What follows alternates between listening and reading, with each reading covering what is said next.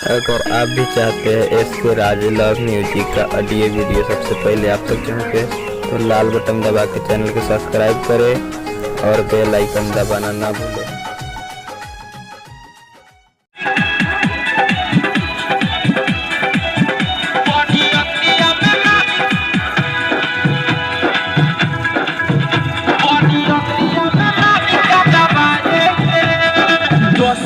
बस खाली अखियाँ लड़ाएंगे,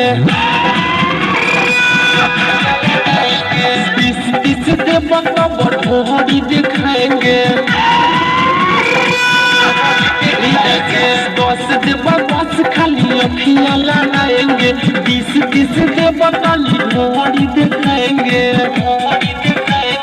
सऊदी का खोल के दिखाएंगे,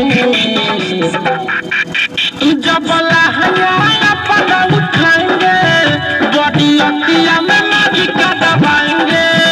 जब उठाएंगे बॉडी अखिया में मारी का दबाएंगे।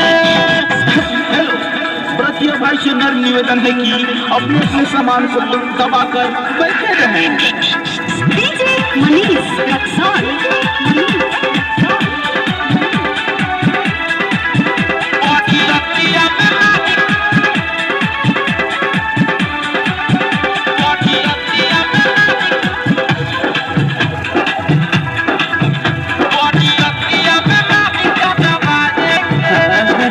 चढ़ी जवान के जलवा दिखाएंगे, बेहिया की गोडों से सबको गरमाएंगे।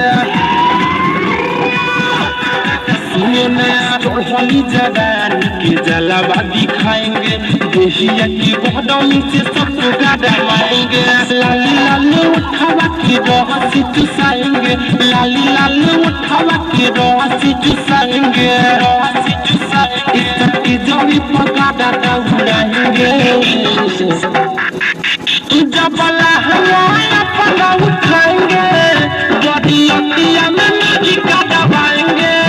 जब पका उठाएंगे बॉडी अखिया में मारी का दबाएंगे। डीजे मनीष रक्सौल बॉडी अखिया में मारी, जब पका उठाएंगे बॉडी अखिया में मारी, बॉडी अखिया में मारी का दबाएंगे।